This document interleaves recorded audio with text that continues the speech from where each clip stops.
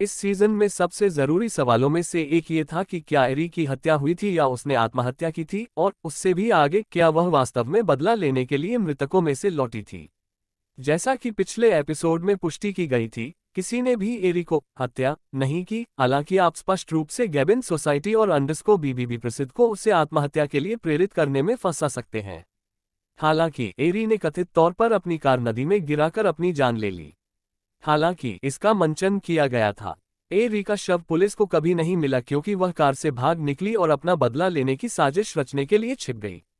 एरी ने वास्तव में आत्महत्या नहीं की और वह किसी अन्य माध्यम से नहीं मरी।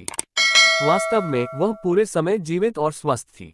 लाइव स्ट्रीम, जो पूरे सीजन के लिए एक फ्रेमिंग डिवाइस के रूप में काम कर रही थी, एरी के सबसे अच्छे दोस्त जियोंग सुन और उसके भाई डू सियोंग द्वारा बनाई गई एक गहरी नकली निकली। जियोंग सन ने खुद को ए के रूप में पेश करने के लिए गहरी नकली तकनीक का इस्तेमाल किया।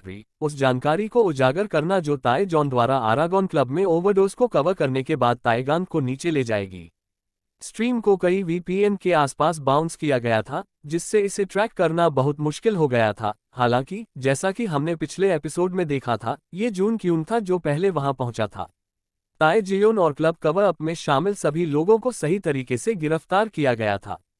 कुछ हद तक पूर्वानुमानित रूप से ये भी पता चला कि दह्यू द्वारा मुकदमा दायर करने के बाद जून क्यून की घातक दुर्घटना की व्यवस्था भी ताए जियोन द्वारा की गई थी। ये एक और आवश्यक प्रश्न छोड़ता है, अंडस को बीबीबी प्रसिद्ध कौन है।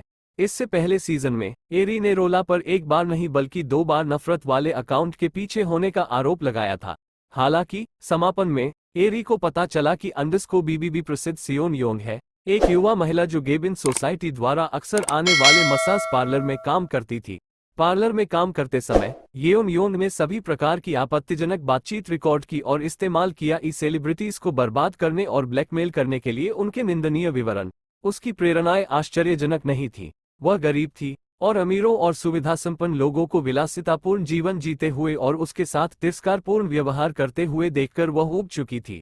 पता चलने पर सियोन योंग आत्महत्या करने की कोशिश करती है, लेकिन वह बच जाती है और फिर उसे हिरासत में ले लिया जाता है। लाइव स्ट्रीम द्वारा उजागर की गई हर चीज के बाद गेबिन सोसाइटी पूरी तरह से नष्ट हो जाती है।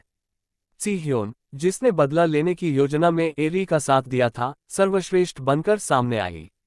वह ताए जॉन को तलाक देने में सक्षम है।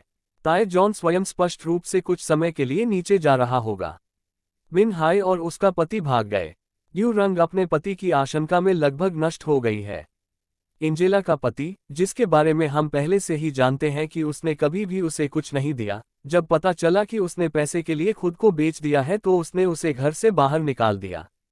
और चाई ही को आरागॉन क्लब में हुई मौत और उसके बाद के कवर अप में शामिल होने के लिए सही ढंग से गिरफ्तार किया गया था।